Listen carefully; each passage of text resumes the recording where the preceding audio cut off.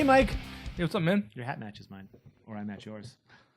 Usually I change my hat if I'm wearing the same hat as Mike, but today I forgot, so twinsies! I wasn't going to change my hat. We're at your house. I'm like, go home now. We have a pretty special beer right now.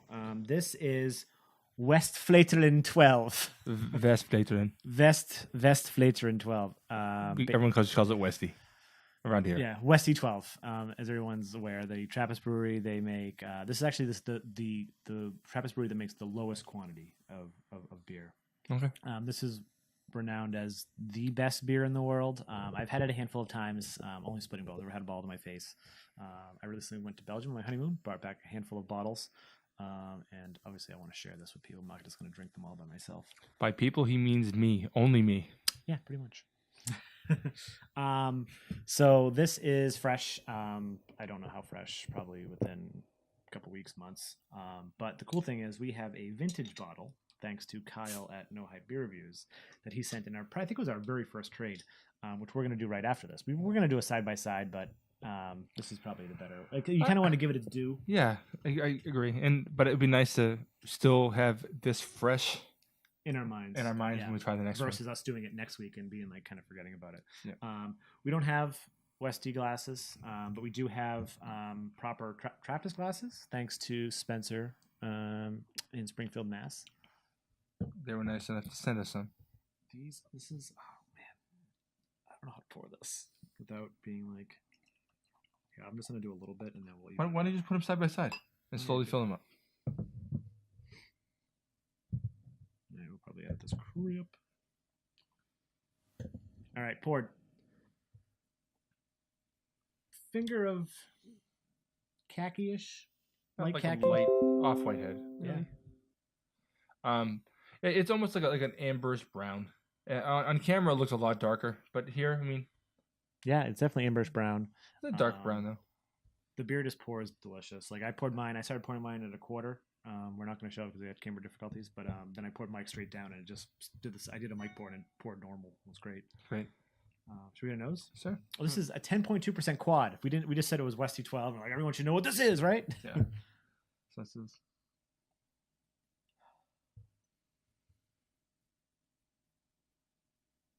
Getting like molassesy, malty.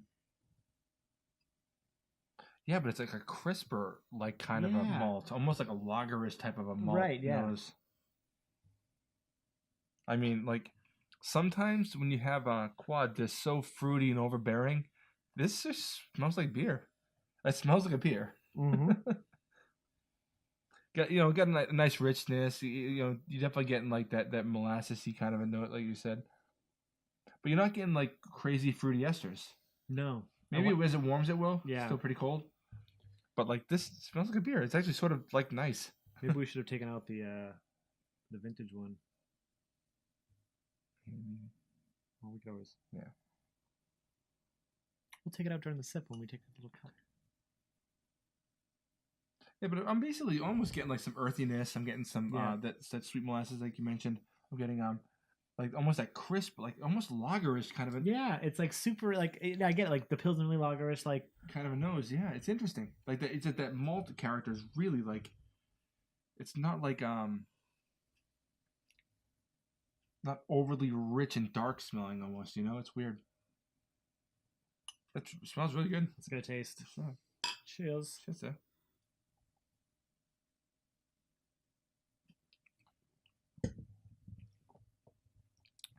That drink's really light. I cannot believe this is 11. 10.2 at 11, yeah. Whatever. This tastes like a 5% beer. It's super crisp, and you get so much more on the mouth than you do on the nose. Yeah, but like you get a lot of stuff, but it's not overbearing. Like this is a really drinkable, crushable beer. Yeah. Like this is a fucking Terminator. Because if this was easy to get, which it isn't. Like, you can just smash a bunch of these and then shit your pants. As quads go, it's got what's going on. It's the most drinkable quad I've ever had. Like, just pure drinkability. It's really light and effervescent and but you still get notes of like that brown bread. Yeah, almost nuttiness. Nuttiness. Nuttiness. That's yeah. And then it kind of lingers on the tongue too. Yeah, but like, it's not like any quad I've ever had before. Because I feel like most quads, they're dark, they're big, they have a crazy amount of fruit. Like right. this is just. But I think a lot of the quads we have too are barrel aged. This is just. I mean, I can't believe how light it is. Like the fact that this beer came out in 1940, I think it was, introduced in 1940. Oh my god! And like people have been drinking this 70 years. Well, I was gonna say since 1940, but yeah. Like imagine this on like an American. You were saying this earlier. You said imagine if we had a beer like this in like the 80s, like that, which obviously we did. But imagine like the American palate getting a beer like this more consistently. Like obviously over in Belgium and stuff like that, it's these types of beers were more widely known. They were drank more, but yeah, it's funny because you have this whole big craft beer boom, and you have this beer that's been around since then. That's yeah, like I was like some of the beers I've had in recent years. I wonder what it would have been like if I drank them back in 2005, 2006, because I was drinking what was essentially craft beer at the time, but it's not what it is now. Yeah, you know. Yep. And something like this, I would have. I don't even know how I would have reacted. I would have. It would have been bad. Yeah. Like not like a bad reaction. It's just been not good for the world.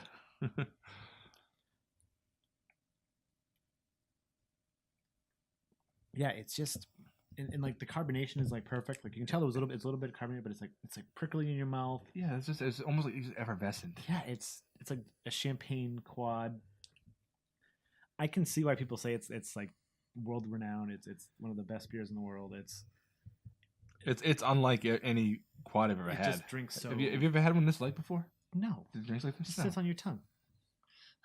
Yeah, interesting. I never had anything like this. It's shocking that this is 11% because it definitely drinks like a not a light beer, but drinks like a fucking much lighter beer. Yeah. I mean, it drinks like it has the alcoholic weight like to your senses that like a Sam Adams does. That's just like 5%. 4.8. That stuff is like 5%. As it warms, we're getting more like dark brown sugar. Yep. And just like a lot more stuff dancing on the tongue to go along with. So again here, like caramelly. You're definitely getting a lot of dark, like maybe darker fruits, but that's coming in a little more subtle. But definitely like more brown sugar. Like more the sweetness is opening up. Yeah. Yep. And I'm actually getting more earthiness too. It's a little more bittering. But I'm not getting like a lot of banana and stuff like that, which I usually get on these type of beers. Interesting. Sales are limited to one order every 60 days per person per license plate and phone number. It must be reserved on the beer phone by hand. They don't sell beer to users to people who just drive up. Interesting. Huh. Weird. Yeah. Just make more. Just make more, duh. Yeah. So what do you think? Yeah, I don't. This beer. It's world renowned for a reason. If you can trade for it, trade for it. If you're in Belgium, you might as well bring some home or at least buy some. I didn't see not one beer bar I went to, and trust me, I went to a lot that had this available to drink in bar. Mm-hmm. When I Googled it, I found like a TripAdvisor that said this. I forget the name of the place. Like this is the only place I found that was selling it, and it was kind of a ridiculous price. And I was like, I'm not gonna. I found bottles that I'm not gonna go. Yeah. I don't want to drink it. I'll drink it when I get home. But yeah, this is if you're into this type of beer, if you're into quads, if you're into Belgian beers, you kind of have to try this beer, right? Like even if like you're just into craft beers, if you're big into beer, like this is still it's like when it's one of those whales that you need to get. This is the first time I've had it, and it's a beer that I've heard about for such a long time. I honestly didn't even know you can get it around in the United States at all. They did once, right? Yeah. And when someone sent you a bottle, I was like, or when Kyle sent you a bottle, I was like, what? That's a thing? Yeah. Yeah. So this is what it is. Yeah. So yeah, let us know in the comments if you've had Westvleteren. Westvleteren. Westvleteren 12 or Westy 12 for short. or any of the other variants. Not variants. The 6 or the 8. I think that's the only 2 that they brewed right now. They used to brew a 4. Yeah, so the 8 is their double, and the 6 is their blonde, which is the green cap.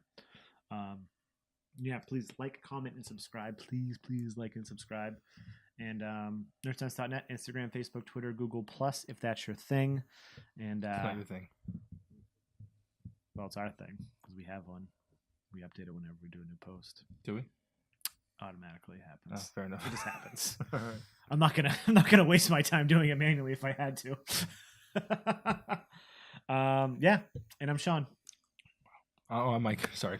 And we're blown away. And this is Nerdsense.